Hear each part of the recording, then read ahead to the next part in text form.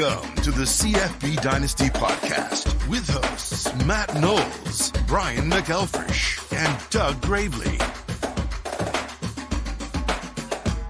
Hey everybody, how you doing out there? It's time for another CFB Dynasty Podcast. My name is Matt Knowles. As always, I'm alongside the one and the only founder and creator of CFB Dynasty, Brian McElfresh. First and foremost, we want to apologize for not having a show last week. Who would have thought that we could have shows during Hurricane Helene and Hurricane Milton and normal weekly work stuff was going to take out the show last week? But we're glad we're back. B-Mac, how does it feel to be back after a week break? It's good. Honestly, I felt so terrible that we couldn't go live and do the show last week. But yeah, tough week overall, but nothing really concerning the podcast. More kids on the soccer team having a rough week personally. So trying to help out and do my part and whatnot. Hey, it's all good though, man. It's all good. We are back now. We have a lot of stuff to talk about this week. Tons of stuff to talk about this week. Fallout from week 8, heading into week 9. We got college football playoff. If the season were to end today and we were to start the actual 12-team playoff, unbelievably, Alabama would not even make a 12-team playoff this week. B-Mac, what do you think about that? How crazy is it that Alabama would be on the outside looking in of a 12-team playoff? I mean, what the playoff would look like now is pretty crazy. With Alabama being on the outside looking in, especially as inept as Tennessee has been offensively, and they're the one that kind of stuck a little dagger, not a dagger in them. All right. So that's hyperbole. Alabama still got a shot to get back in it, and they have the talent to do so. But it's been puzzling with that offense. Ryan Williams, I think he had like 9 targets in the first half, maybe more, but there's no balance. There's no flow in that offense. Whatever they had in that first half of the Georgia game has been lost since then. So they've got to figure out a way to get back. Milroe is still putting up some fantasy points, but the offense is not there. And we're going to need to see something soon. They feel like they're in desperate need of a bye week. Well, with all the talk about the SEC and the Big Ten, there's actually a pretty good variety of teams that would make their way into a college football playoff right now if the season ended today. If it ended today, you'd have Oregon at number one seed, Georgia as a number 2 seed, University of Miami at number 3, and then Iowa State, the Cyclones at number 4. So that would be your top 4 that would get the bye in the first round. Then you'd have Penn State at number 5. You'd have Ohio State at number 6. You'd have Texas at 7, Tennessee at 8, LSU at 9, Clemson at 10, BYU at 11, and sneaking in from a group of 5, Boise State at 12. There's a lot of matchups on there. I mean, I think you could see Boise State, the way they've been playing, moving into that second round. I mean, Ashton Genty put up, 200 yards on the number 1 team in the nation? Yeah. You never know. That's why playoffs like this, chaos like this is good. What do you think about the bracket as it sits right now today? I'm not shocked at Oregon and Georgia being up there. Miami is a flawed team as a whole, just defensively, but they're putting up enough points. They were in a dogfight last week again, so that's going to be interesting to watch. I think it's close to 2007 where upsets are going to happen every week. You never know who's going to go down, which makes it fun, which makes Saturdays the most fun. So if you got no time to go out, pumpkin patching or anything like that, it's anybody can go down any game, it feels like. Well, speaking about upsets and anybody can go down any game, we're in the part of the year where you've got Tuesday and Wednesday action football. Games happen literally 7 days a week between college and pro. Last night, you had a historic upset for many reasons with Kennesaw State, who many believe is the lowest ranked team out of all teams in FBS, upsetting the previously undefeated Liberty. Why is this win historic? Kennesaw State now holds what is probably an unbreakable record with 2.0 field stormings per FBS victory. What am I talking about? Last night's game. Kennesaw State thinks they win the game. Crowd goes wild, storms the field. There's a replay review. After a minute or two of storming the field and celebrating, they go back and review. They say that the clock operator ran a second off that shouldn't run off. The referee makes them clear the field, go back up into the stands. They run one more play. Kennesaw State wins the game again, and the crowd gets to storm the field again. B-Mac, we both play a lot of sports. How cool do you think that was for this Kennesaw State crowd? The first win ever, and they get to experience that win and that energy of the win 2 different times. Yeah, it's pretty great. I mean, this was the team that everyone picked in the video game when you wanted to start out with the worst team and try and build them up. So it was cool for them, but on the real, my perspective was on the other side, watching Caden Salter, like, will this offense finally put things together? Will he finally be able to like get prepped and ready for a playoff run? Because a lot of us drafted him or held him over on our roster because also their playoff schedule is so weak. Their schedule in general is really weak. But going up against Kennesaw State, and, you know, he's not a terrible fantasy performance. He had like almost 90 yards rushing and 3 passing touchdowns, but 40 attempts, 209 yards or whatever he ended with is pitiful. I don't know if that's just CJ Daniels or what else is going on there, but this Liberty team, who we all were, you know, at least in on Salter and Cooley at running back, they don't have it, man. They just don't have it. So they're for me, they're sit them unless you're desperate. But it was a sit even against struggling Milrow, which I had Salter and Milrow. And Dart this week, like Salter is like clearly the third choice of the 3, and those other 2 like haven't been crushing it either. And it's interesting to see how players who are highly ranked and highly valued in the preseason, sometimes they exceed expectations. Sometimes it just doesn't even make any sense what they do. I know that Salter was I think that we had him as 1 or 2 in the preseason rankings in a lot of ways, just because of what his schedule was.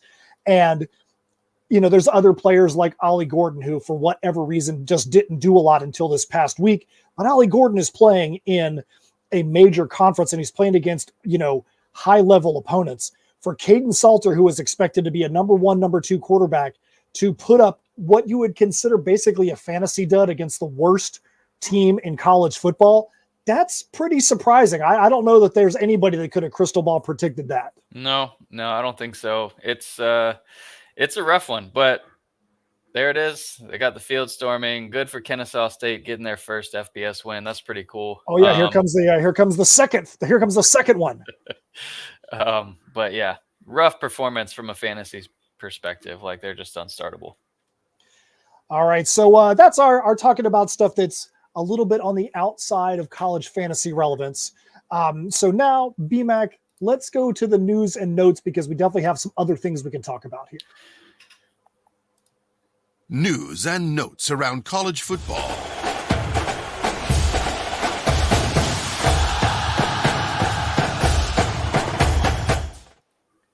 All right, huge news coming out of NC State.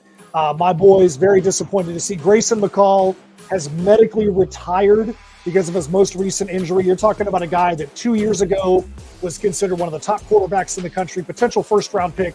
Now he has to be done with football because of this scary injury. We're going to talk about that a little bit more here when we're done with news and notes. Colin Lacey, wide receiver from Louisville, will redshirt himself for the rest of 2024. Very disappointing season for somebody who was last year's darling out of South Alabama.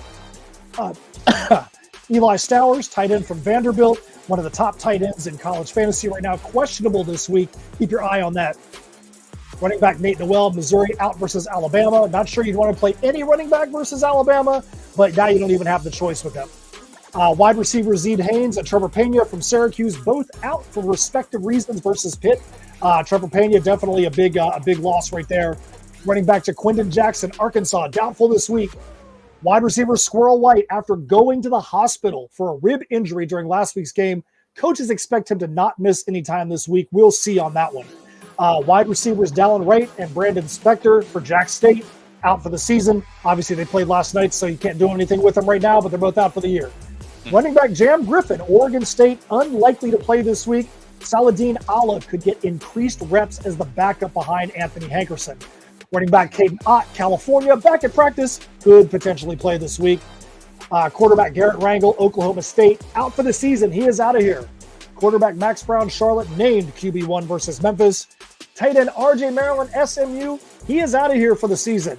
And quarterback Curtis Rourke for Indiana, he is out for the foreseeable future. They're hoping to have him back maybe mid-November, maybe early November, but right now, get him out of your lineup. That's what we got for news and notes right now from CFB Dynasty, where we help you to take your college fantasy football experience to the next level. So, BMAC, let's roll back to that Grayson McCall injury and his medical retirement. What do you think about that? How disappointing is that from a fantasy perspective to see somebody who was such a fantasy darling for his time at Coastal Carolina to have to completely remove himself from the game of football?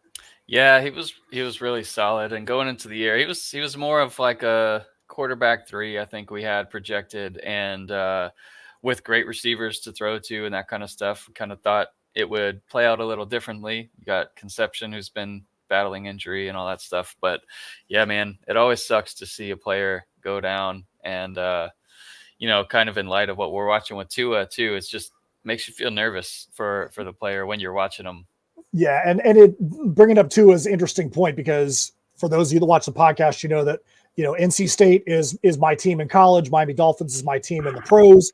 And you've got 2 quarterbacks that both have suffered very serious concussions, 3 of them in the past 16 months or so for both of them. Obviously, Tua's worst concussion was something that happened last year.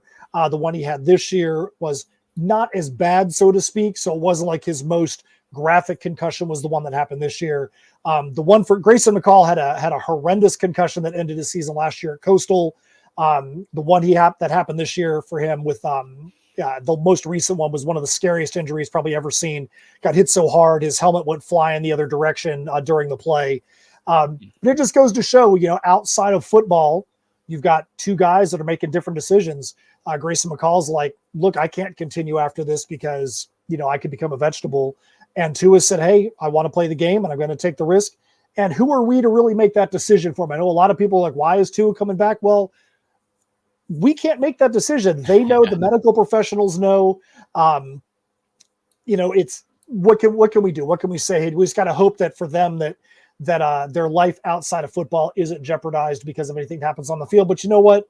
There's other injuries that happen. Look at Chris Godwin for the Bucs, has a dislocated ankle, one of the most gruesome injuries you can ever see. Aiden Hutchinson, broken leg. Look at Tennessee's injuries last year on the football field. Guys want to come back from brutal injuries like that. Who are we to say that they can't do it? Tyrone Prothro comes to mind from a game I watched, Alabama against Florida. Oh, that was a nasty leg injury, but I'm not into watching injuries. The leg injuries especially get to me way more than a scary movie or something like that. But ankle injuries just freak me out. That kind of stuff. I can tell you from whenever they talk about dislocated ankle, I go back to many years ago when we were playing in our basketball league, and had a guy dislocate his ankle right in front of my face.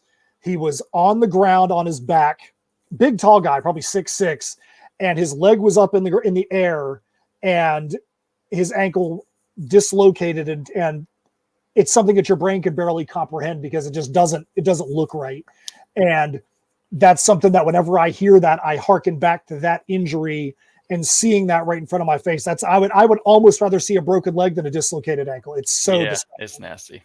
So either way, we kind of got a little off topic there, but definitely, more power to Grayson McCall, who wants to get into coaching now.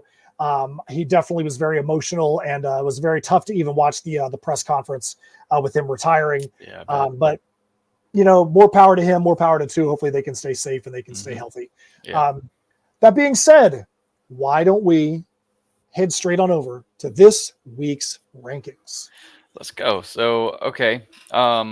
If you're newish here or using this for DFS or fantasy, in general, regular college fantasy football, that's good for both of those things. So our rankings here, the basis of it will be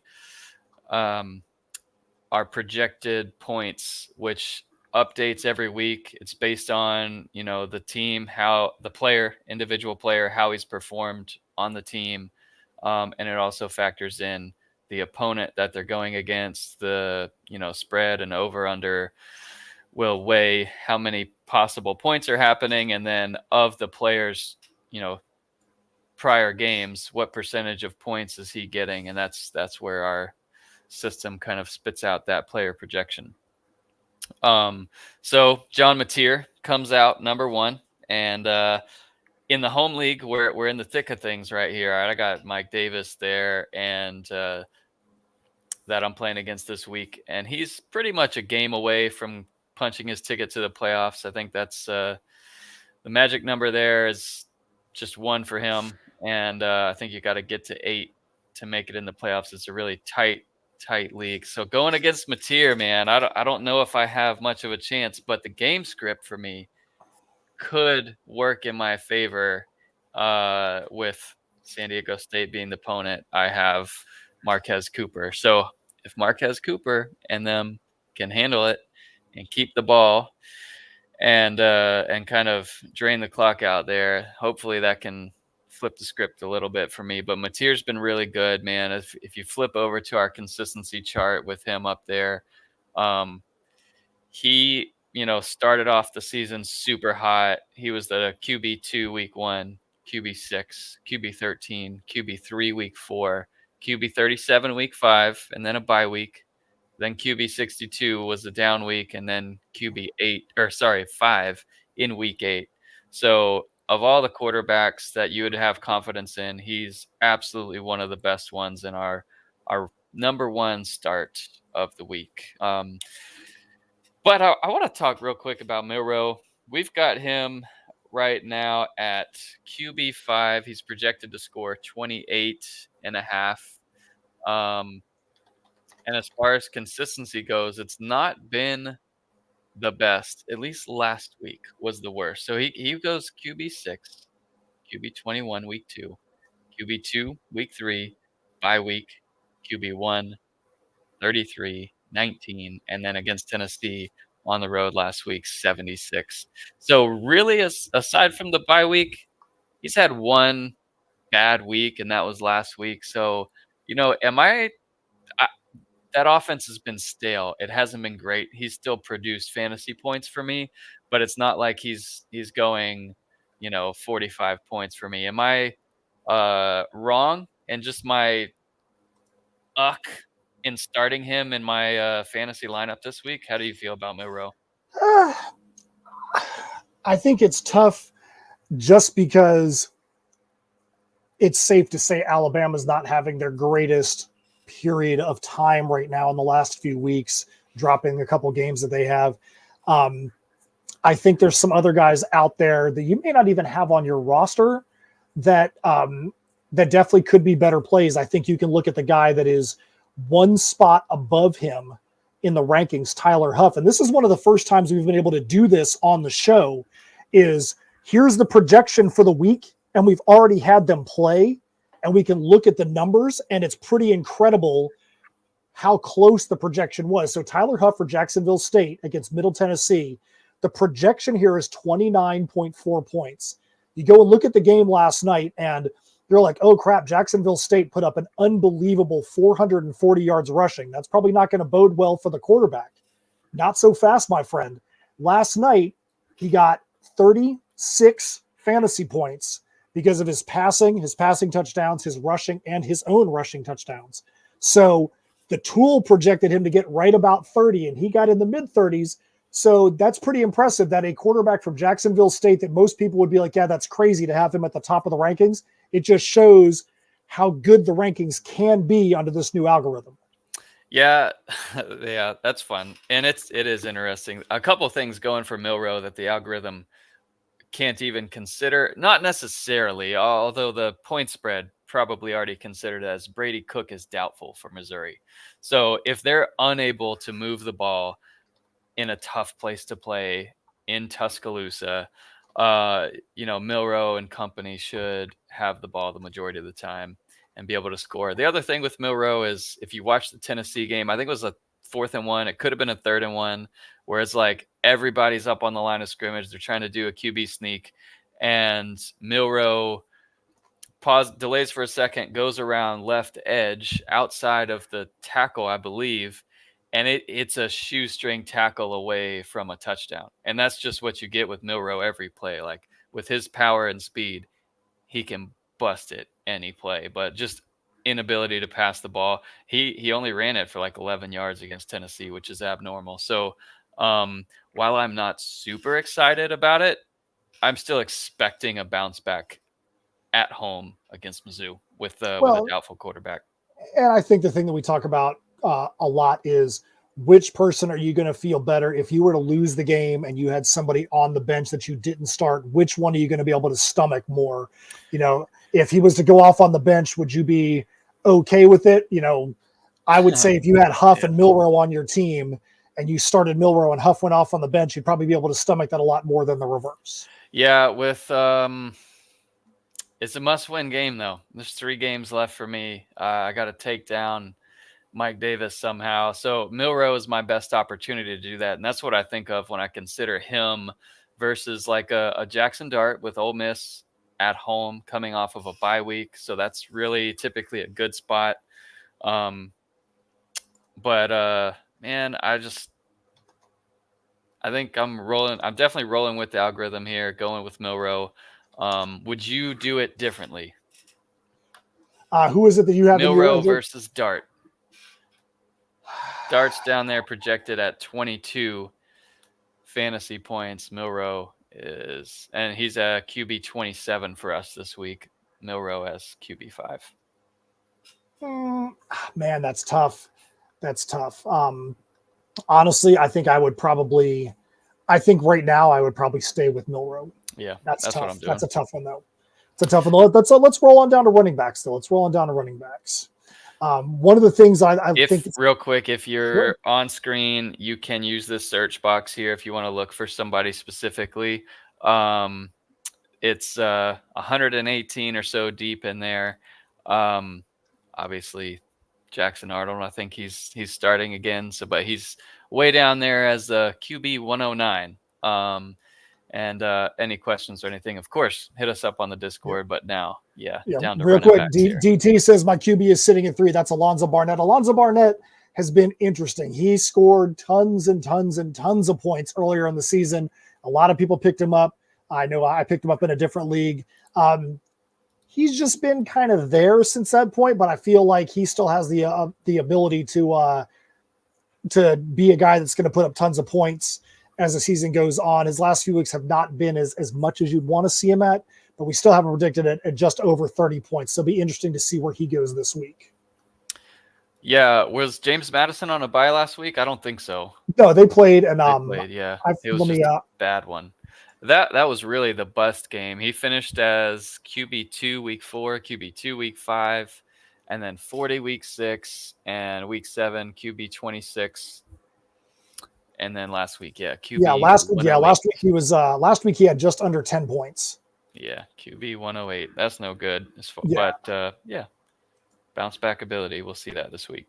All right, so let's roll on down to running back, and Ashton Genty obviously at 1. If the system had him projected anything other than 1, we'd have to go look at the algorithm. He is currently projected as the top running back, as you would expect. Currently the Heisman Trophy favorite, as he should be, because when you start putting him out there with names like Barry Sanders, can he break Barry Sanders' record? That's a pretty big deal. And you can't talk about his quality of opponent. He put up tons of yards on the number 1 team in the nation right now. So he's definitely worthy, but people already know that. That's a no-brainer. You could be a blind, deaf mute and know that Ashton Genty is going to be number 1. Some other names, Caleb Johnson, good to see him back up there in the top. Yep. Anybody stick out to you, B-Mac, that's in the rankings, whether they're super high or super low unexpectedly?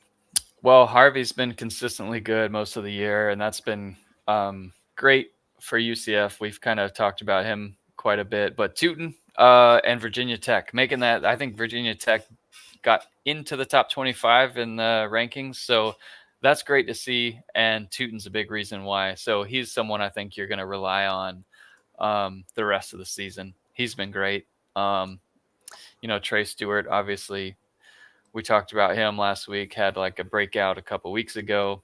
But yeah, I mean, other than Quentin Cooley here, which that projection flopped for sure. Was expected to get 19 points based on how many points Liberty was expected to get, and man, that offense just did not look the part. So, Well, and you anything got else stand out here to you on the running back side? so Jaden Nixon being at number 8. He's somebody that has been putting up a ton of good stats other than 1 week against Akron where he just absolutely crapped himself there, where he went from 32.5 points, 21.5, 31, then a 2.1 week. And then he had a huge bounce back last week on the same number of carries and was at 29.2. So seeing him up there, I think that Akron game is probably an anomaly. So it's I think if you've got him on your roster, he's probably somebody good to have in that lineup. All right, I'm gonna give you a couple of questions. All right. Selfish questions for me here, but maybe Sounds other people good. are dealing with it here. So we've got Marquez Cooper home against Washington State. They're only projected to score 21, but because Marquez Cooper scores such a high percentage of their points, he's still projected 18.8 fantasy points this week. We've got LaQuint Allen here. He's at projected RB 21 at 17.96. I kind of have to roll with LaQuint Allen because other than, I think of the last 4 games, he's had 3 out of those 4, he's had 8 or plus targets. And it's really hard to sit someone like that. And Syracuse is just throwing it around a ton with McCord. But I've got those 2 in my lineup, but and obviously Mario Anderson. But I'm really, really struggling to keep Nick Singleton on the bench. They've got a tough one. Jeremiah Love is another one where it's like if you look at his stats in Fantrax and you go down the last few games, it's like the same thing. Like, okay, 80 yards and a touchdown, book it for Jeremiah Love. One of these games, Jeremiah Love will get those red zone touchdowns that have been going to the quarterback. But it hasn't happened yet this year. So I think that the guys that you have in the game right now are very difficult to take out. LaQuint Allen, I think, is a perfect example. We just talked about it in the news and notes. Syracuse is down a boatload of wide receivers that are a key to their offense. So that probably means, now granted, if you're on the other side of things, you might be keying more on Aronde Gadsden. You might be keying more on LaQuint Allen. But that also probably means there's going to be more touches for someone like LaQuint Allen because you're missing some of their other top weapons. So I think LaQuint Allen has a chance. I don't think he's a brisket lock this week, but I definitely think that he is somebody who's probably going to see an uptick in his productivity. So I think it's going to be difficult. You mentioned Nick Singleton. I think the problem with Nick Singleton right now is that he's very consistent, so much so that it's hard to be like, well, he's probably going to have a breakout game because every game for Nick Singleton is 14 to 20 points. Granted, that's a great number to have out of him, but he's not, there's no game where he's like, oh, he had one game where he blew up for 50. Right. Every game is about the same. LaQuint Allen, I think, has a chance to have a blow-up game this week. So I think that what you have in your starting lineup is probably good. Yeah, let's go with that. Let's go with it. All right, why don't we let's roll down to receivers. All right, cool. So up at the top, we have Tet McMillan. And that's an interesting game this week. They're hosting West Virginia against Arizona. Devontae Ross in at wide receiver 2, projected 22.5 fantasy points. Jack Beck, who's been very consistent this year. TCU against Texas Tech. I'm hoping for a shootout there. I expect a shootout there.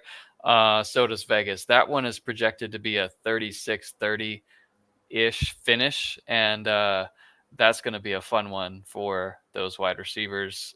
Nick Nash, no surprise. He's in there as wide receiver 4, and Jalen Royals for Utah State in there at number 5. I think Devontae Ross being at 2 is very interesting.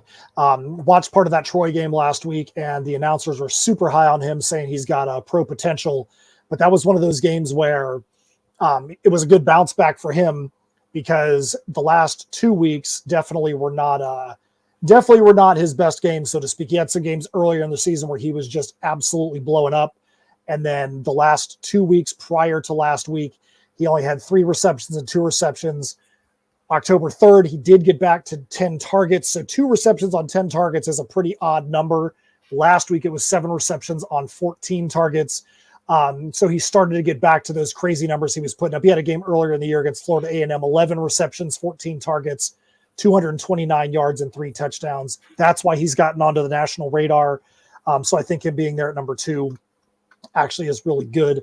Amari Kelly played last night for Middle Tennessee. There's a lot of talk about him as well. I think that Travis Hunter is definitely somebody to take a look at. Travis Hunter's been injured in the last couple of weeks at 14. Is his playing every down on both sides of the ball starting there to be some attrition? Is he going to start having a weaker end of the season, kind of like how Colorado as a team did last year? Are we going to see some of the other Colorado receivers come up and take some slack from Travis Hunter? They expect him to play this week, but it's not good. He's left the last 2 games with injuries. Evan Stewart's been trending for Oregon, so I want to see if that continues. We've got Tez Johnson at wide receiver 7 projection. Now, this is based on everything that's happened year to date, and he came out hot, and he's been consistently good.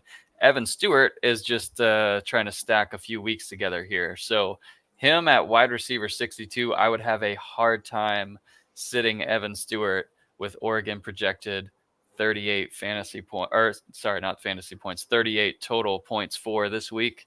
You got to think Stewart will get 1 or maybe 2 of those in there. So the algorithm really loves the Caden Robinson, the App State Joey Aguilar to Caden Robinson stack. So Aguilar is QB2 this week. And Robinson, who hasn't been great this year at all, he's at wide receiver 12 this week. Interesting to me, but something to watch as they're hosting Georgia State. And that one's supposed to be a 35-28 kind of game. So why don't we roll down to tight ends? Tight ends this week. Normally tight ends is not something that's really interesting to talk about, but I feel like this week there's a little more to talk about. So obviously, right now, we know the number 1 tight end far and away is Harold Fannin for Bowling Green. We thought coming in this year that the number 1 guy was going to be Arondé Gadsden every week, but right now, consistently, Harold Fannin is putting up some ridiculous numbers, ridiculous targets. Last night, Holden Willis played for Middle Tennessee State. That's something you want to take a look at, not because of the game stat, but because Holden Willis, and I'm no medical professional, but as a soccer official, we are taught to say that the player exhibited symptoms that could be consistent with a potential head injury. He took a nasty shot in the ear hole. He looked like he was postured up on the field. They brought him up to the sideline, took him back into the tent for a potential head injury. So we want to pay attention to that one, because next week, who knows if he's even going to be playing, because that was pretty scary. Wasn't at the level of Grayson McCall's injury, but whenever you see somebody that looks like they're postured up on the field, you don't like that. He did happen to go before that 6 for 109 and a touchdown. So solid game. He's been consistently really good all season. Jack Endries at number 8. Jack Endries last week was just getting so many targets. So especially with tight ends, you want to be looking for targets, because if you got a tight end that's only getting 2 targets in a game, and that's what it's consistently doing, you can't really expect them to blow up. But it felt like Endries was, half of the offensive plays. I know it's an exaggeration, but it felt like every time you turned around, yeah, Jack Endries' name was getting called in that Cal game last week. Colston Loveland, obviously an NFL prospect, high NFL prospect. A lot of services have him getting drafted in the first round. Good to see him up there at 7. Blake Bosma is a name that it's not really been on our radar much, but I do think it's interesting that Western Michigan has got a bunch of people ranked in the top 10 across the board this week. Well, they're finally projected to win because they're playing against Kent State. So they're actually favored by 16.5, projected to score 38. So yeah, it's a big week for Western Michigan. And it was a surprise to me too. I agree with you on that. Well, if you look at his stats from last week, I think that the reason why he jumped up 6 receptions on 7 targets, 85 yards, but 3 touchdowns, that's huge for a tight end to be able to get those kind of numbers. So I think that that's helped him to jump up his, is he going to put up 29.5 points again this week? Probably not, because that's a far outlier from his normal weeks, but still he's getting a lot of targets. He's consistently in their offense. So if you've got Blake Bosma, or if he's out there on the waiver wire, you might want to go think about picking him up. For sure. This could be a 2 tight end week if you already had Fannin or a Tyler Warren, something like that. That would be a good second one there for potential flex play. Like they're getting enough targets to be in consideration, depending on how bad your waiver wire is or your injuries on the roster, etc. Yeah, when you've got a Rondé Gadsden at 9, Koziel at 11, Keith at 12, that's crazy because you're only normally it's tough to even find one good tight end. And if you've got those guys that far down the line, like you said, it's very possible you might have 2 of those 12 on your team. See where we go. So that's the rankings for this week. If you want to be able to go and look through those rankings on your own, you need to be a subscriber to the CFBDynasty.com website. There's a lot of searchability, a lot of flexibility on there that you're only going to be able to go and utilize on your own through a subscription to CFBDynasty.com. All right, so that is the end of the rankings discussion for this week. So I want to give you guys a quick little teaser. We're going to go here before we go to Brisket Locks. So we're going to give you a little teaser on the home league, the open league, the Masters League. My late brother Mark used to say more games equals more fun. And if you're in the open league or the home league, in a couple of weeks, top 6 teams are going to make the playoffs in both. But that's no fun for everybody else that's going to be outside of those top 6. So we want you guys to tune in next week, our Halloween edition of the CFB Dynasty podcast. And we're going to reveal something for those of you that don't make the playoffs that's going to make it something that's going to be really fun and have an impact potentially on next year. So make sure that you tune in next week, and we're going to reveal what the heck this is that we're talking about. How you like that for a teaser, B-Mac? Let's go. That's perfect. I'm excited to figure out what it is too. All right. So do we want to go and take a look at the home open and master, since we're already talking about this right now, and then we'll go back to Brisket Locks after? Sure, let's go for it. So home league here, I feel like the magic number or the playoff number for us in the home league is 8 wins. Joe is in. Uncle Joe is in. Moment of silence, whatever. Let's pay some respects to Uncle Joe there. 10-1. He's done it. He turned it around. It's been a heck of a turnaround for him. Yeah, he's the only one right now that mathematically is already in the playoffs with 3 games remaining. Some teams have 3, some games have 4. I feel like you're in. I feel like you can lose them all and be in, because I'm pretty sure mathematically you're in too. I think pretty confident that it's 8. You're 8-2. We've got Hawaii, William, and we've got Mike Davis, 7-4. So I think they both can win 1 and get in. Let's just hope for me that it's not this week that Mike Davis clinches. And then there's a group of 5 of us, Oregon, North Carolina, Josh Reed, me, and Sean fighting for 2 spots to get in the playoffs there. So that's going to be an interesting one. Our league is also set up. Yeah, our league is also set up by divisions too. We talked about before the season started that myself, William Dong, Mike Davis being in a division was going to be like the group of death division, and it's pretty much turned out the way. I'm at 8-2. Hawaii, William Dong is at 7-4. Mike Davis is at 7-4 as well. 3 games left. Everybody there has still got a chance to win that division, which is going to be huge. Very possible that division winner is also going to get a first round bye. So yeah, definitely going through the gauntlet to try and get that division championship. Not thrilled about that. Not thrilled about having Dong and Davis in the same division with me. Come on now, I'm not down with that crap. Over in the Masters, so Saucy and Oaktown, who earned their spots last year in the Open, in the first Open, are having very different seasons this year, where Saucy is just killing it yet again. He won the title. You can find his trophy case on the website, and he's looking to add to his trophy case there. So Harry Dog is in there at 12-4, safely going to make the playoffs and remain in the Masters. Both of those guys will. And really just a couple guys are kind of on the outside looking in with a few weeks to go. So Oaktown and Maverick. The rest of us in the mix there. So Mike Dillingham is securely in at 11-5. And then the rest of us are all between 9 and 6 wins. So there's a big group there of teams that are going to be fighting for the last 3 playoff spots. Every one of us, or it's all double headers the rest of the way. So opportunities abound for all of those teams. I started off the season hot. I've lost 5 of 6, which is brutal. I can't stand going in there and losing all those games in a row.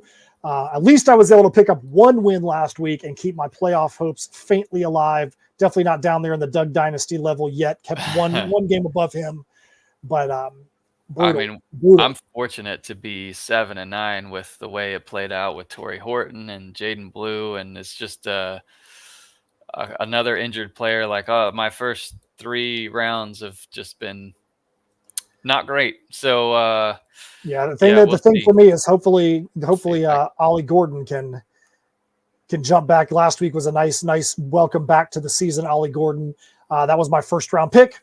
And he's been a dud most of the season, and that's pretty much been the story of my season. Yeah. I know, let's see. So I've been able to make some good pickups. I like my team going into the week, but we'll see. We'll see there. So lastly, the Open League, trying to get in, or players trying to get in there for the top 6. You make it in the playoffs, and then you get that invite into the Masters League next year, and we're going to do it quite a bit bigger next year. So as far as the standings go, Gators win. That's William. He's at 12-4. Steve 77063, same record, and those guys are ready to punch their ticket into the Masters next year. And Ianti 1983, 10 wins. Pretty solidly in, I think, unless he loses out some kind of crazy way. But I don't know that anyone necessarily is out yet with the double headers that are left. What do you think? Yeah, I think it's going to be tough if you've got 10 losses in the Open League right now to be able to get your way up there. You're going to have to win all 6 of your remaining games, doubleheader for the next 3 weeks, and hope that one of those guys in the top 7 right now that are at 9-7, that 2 of those guys are going to falter incredibly to get a spot. So I feel like if you're Wrath State at 12 on down, you got it rough. I feel like if you're Professor Time at 7-9 on up, then you might have a chance. That's my thoughts. Yeah.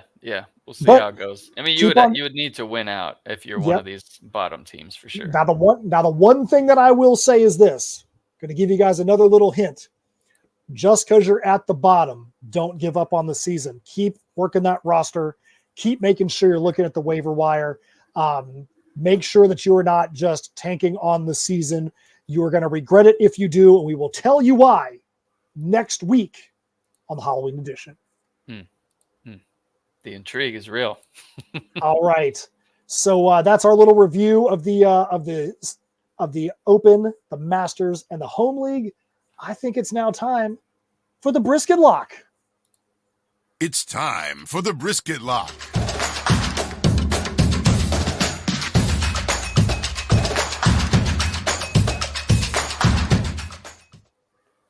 All right, so the Brisket Lock. What is the Brisket Lock? This is where BMAC, the connoisseur, the lover of the smoked meats, who would make smoked meats every single day if he possibly could.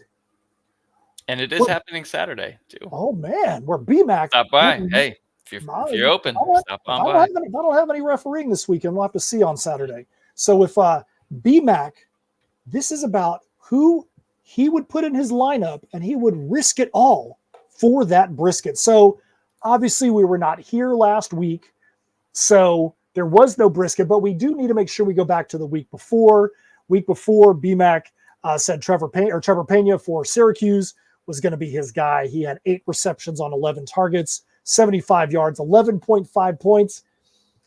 That's pretty much like a thimble of brisket. I mean, that's not something you really want to have in your lineup. However, 2 weeks ago, I said Malik Sherrod was going to have a huge game. He was a game time scratch.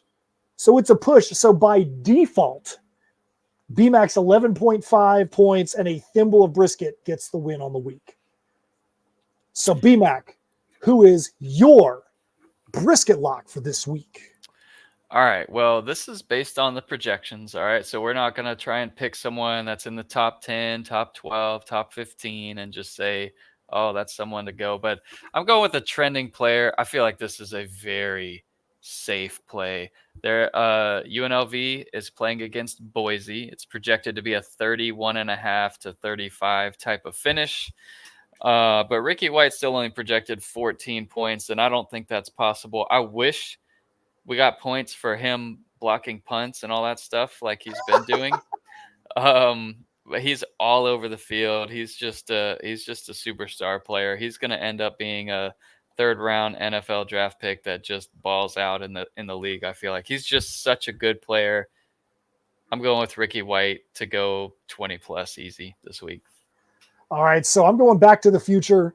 Normally don't want to be picking a guy that we've already picked in the season as the brisket lock, but looking at the rankings, Anthony Hankerson for Oregon State is, I think, at running back 32 this week in the overall rankings, and I think that he's got a chance to absolutely blow up this week. Normally, he's the 1A to Jam Griffin's 1B in that backfield. Last week, Anthony Hankerson got the vast majority of the touches. He was playing I can't even believe I'm saying it, he was playing a solid UNLV team. So his numbers, he only had 13.5 points, which is his lowest point total in the last month. But this week, we already talked about Jam Griffin is out, and there's probably going to be a lot more of a lean on him in the offense. So I think that Anthony Hankerson has a chance to have an absolute blow-up bounce-back game this week at Cal. So yeah, that's who I'm going with this week is Anthony Hankerson. If you're in the Discord, if you're in the chat, which one of those brisket locks would you guys go with, and who would your brisket lock be if you were able to pick one of these things? All right, so it looks like in the chat we've had a couple of comments. I know we already talked about DT is in there. William Dong said, congrats, Uncle Joe. Brett Pagny, hey, Matt and Brian, glad to see Brett back in there. We're going to get to another one from DT here in just a minute because we're going to get into the questions from the peanut gallery. Anything else you want to say about the brisket locks before we move on to that, BMAC? I mean, quietly, I think I've won the last 3. And it was an amazing start to the year for you. It's time. I think you're due. Yeah, I feel like I'm due as well, but I do like the fact that it's kind of back and forth. One person can't consume all this brisket, so it's good that we've been able to share it a little bit. Yeah. Yes.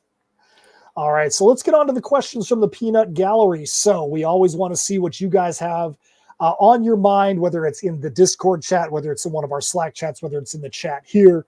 So we're going to go to DT in our chat on the live stream. He says Singleton for Penn State or Bernard for Utah this week. BMAC, who do you got in that game? All right, so it's Singleton versus Bernard. All right, let's take a quick look here. I like Micah Bernard, and that's the Bernard, right? It's Micah Bernard. Yeah. Okay, I like Micah Bernard on just his running style, like great one cut kind of guy, good enough speed, and he's on average getting more touches than Singleton during the game. So I like to be in favor of touches. So if you're going by the Singleton, yeah, just because I feel like a big game's coming. I don't know if it's this week. at Wisconsin does give me some pause.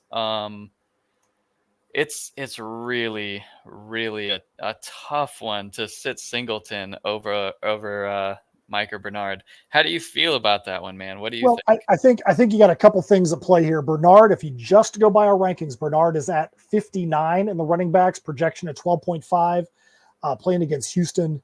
Singleton, let's see where we got him at. I think we said he was in the 20s.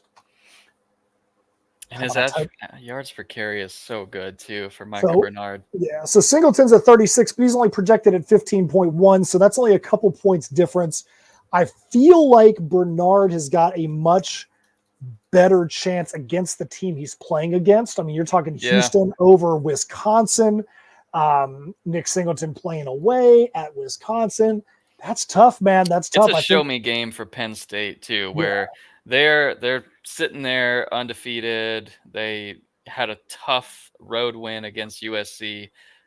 You got to go get it done at Wisconsin if you're going to be a serious playoff contender. So I'm with you, though. I think you've shifted me looking more at the data.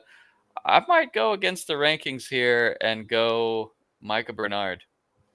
Yeah, that's Brett, tough, though, to sit Singleton. That's a tough one. It's a tough one. So Brett Pagney said new OC for Utah. Do you think that's going to help?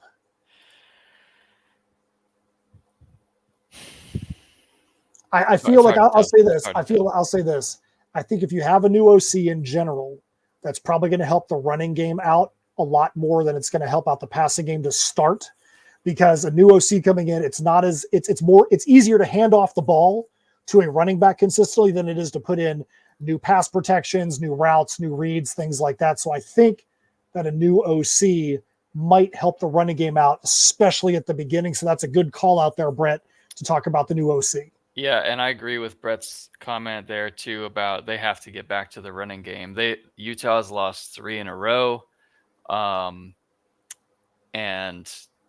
we'll see. I mean, the Cam Rising losing him too, they're going to lean more, but to score only 7 against TCU at home last week, it's 13 carries, 55 yards, and are they just going to pack it in against the run this week? That's a really, really tough scenario there. So then 1J24 over in the Discord put up an interesting question. I think we're going to have a couple different answers for this. I'm going Singleton. I'm sorry. Okay, I got to switch back. Well, here's the thing. Okay, the thing. Let's check back. Let's make sure we look back at this one. This is a tough one. Absolutely. And again, this is one of the things we talk about all the time. Who are you going to be able to live with more on the bench? If you lose because Bernard has a few more points than Singleton and he's on your bench, maybe you feel one way. If you lose because you've put Bernard in and you've got Singleton on your bench, that's probably something where I think what you're going with right there is you would have a lot more lost sleep with Singleton on your bench than you would with Bernard if this is the scenario. So 1J24 in the Discord, since it's over half the season, should we have our QB set for the rest of the season, or should we scour waivers for potential players yet? Defenses, are we riding high with one team or playoff matchups? I like Tulane the rest of the season. So he's got a multi-level question there. So I want to go to the QB. So he says, should we have our QB set for the rest of the season? I think obviously the number of pickups you have in your league is going to matter. So in our home league where you've got limited pickups, you probably are going to have your QB set for the rest of the year. If you don't have any pickups yet and you don't know what your QB situation is going to be for the rest of the year, then you've not used your pickups well. Obviously, you can't deal with injuries. We just talked about 2 injuries. I've got Cam Rising and Grayson McCall are both stuck on my roster. They're both out for the year, not even playing anymore. So I've got limited people that are there. But you definitely should not have a situation right now where you've got a week where you're like, I've got everybody on a bye, whether you're in a limited pickup league or an open league where you have unlimited pickups. I would say, personally, my answer to both is, should you have your QB set for the rest of the season? Yes, you should. Should you scour waivers for potential players to pick up? Yes, you absolutely should. Because just because you think you've got your lineup set, that doesn't mean there's not going to be somebody that's going to blow up, and you might want to have him on your roster so that your opponent doesn't. So I think you've got to keep doing both. this part of the preseason prep too that we do and we publish on our rankings as you're going into draft season before the year kicks off. We have the playoff schedule listed for every player in the rankings. And so that's important to consider going into the draft. So it's definitely important to consider now as you're trying to, get your stretch run and playoff roster kind of set in stone there. But on the flip side, I'll say, like, I planned for Salter to be my guy. Like, I was looking at it's all green. If you take a look at who they're playing the rest of the season, Jacksonville State, Middle Tennessee, UMass, Western Kentucky, Sam Houston State. But you saw what they did last night against a green or easy roster. And it's not clicking. So my plan, I'm going to have to adjust and roll with Milroe and Dart into the off season here, even though they have a lot tougher schedule overall with bye weeks and stuff in there. But I think you've got to plan for it, but you got to plan for it really year round. Yeah, and we can go back to many years ago. I remember playing you in the semifinals in our home league. And I had guys that got injured at the end of the season. I had guys that I thought were going to be my guy.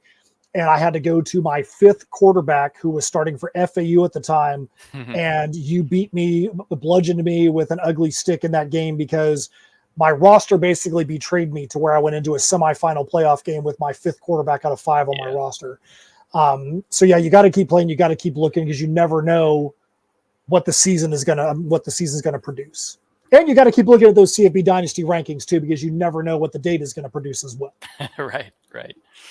All right. So I think that's all we have for the questions from the Peanut Gallery. Make sure you guys get questions and comments up there for us in the Discord, in the Slack chats, so that way we can talk about it right here on the show next week. Next week's going to be an exciting week. There's not much of the regular season left in college football, in college fantasy football. So it's going to be very interesting to see where things change. I think that we probably every week are going to want to take a look at that. If the season ended this week in regular college football, what the playoff would be. We're going to take a look at the home, Masters, and Open as to where we sit with the playoffs. And we're going to reveal what we're talking about for everybody in the the Open and the Masters for the postseason. BMAC, any other thing you want to talk about? What's the reason for the brisket being grilled up this next week, or smoked up? Excuse me. In-laws in town from Indiana, so the brisket request came through, and I smiled. I'm ready to go. Is Uncle Joe going to be showing up and taking some of your brisket? I don't think so, but he's welcome to stop by too. He's gonna drive by in his delivery van, and he's gonna throw it in the back and head on out. Right. But I do have one other question for you. Is William Dong, aka the Dong Father, aka I'm Not Hawaiian, is he gonna be there to partake of some of that brisket? I mean, I don't think so, but William is always welcome. He can come by and have some. We'll have games on in the backyard. We'll have games on inside, and smell of brisket in the air. So real quick before we get out here, Brett Pagney just put a comment in the chat, and his comment says, Uncle Joe seems like a good guy. So, Brett Pagney, you're right. Uncle Joe is a good guy, but Uncle Joe is also never short on entertainment. That doesn't mean he's always intentionally trying to be the entertainment. Sometimes the entertainment is just stuff that you're like, we played with this guy for over 25 years in fantasy, and there's times he still doesn't know the rules. And you're like, how is the man in first place right now? And he still has questions about how the league operates. Yeah, well, it's because he subscribed to the rankings and did his thing. That's right. That's a success story right there to show you that you subscribe to CFB Dynasty. I don't want to take credit for Joe. I don't want to take credit for Joe. He did his part this year. He's had his down years, many of the down years. Yeah, Joe is Joe currently the team that has the worst overall record in the history, or is that Sean? Oh man, that's a good question. I would have to pull up a I know you put it up at the draft. You put it up at the draft, and it was amazing. It was like if if one of them went undefeated for 10 years and Mike Davis went winless for 10 years, then they would even out in their overall records. It was something, something absurd like that. Yeah. That's kind of pre-draft prep that I love to do and make it fun. All right. Well, there we go. That is it for the CFP Dynasty podcast for this week. We hit right at an hour. What a perfect amount of time right there. We hope you guys have a great rest of your week. Good luck in your games, unless you're playing me, unless you're playing BMAC, and we hope that you have a rough week so that way we can get our W's. And we'll be back next week on the Halloween edition, and we're going to have a show that is not going to be scary. It's going to be amazing. And we're going to go from there. On behalf of the founder and creator of CFP Dynasty, Brian McElfresh, my name is Matt Knowles, and we hope to see you out there on the socials talking about college fantasy football.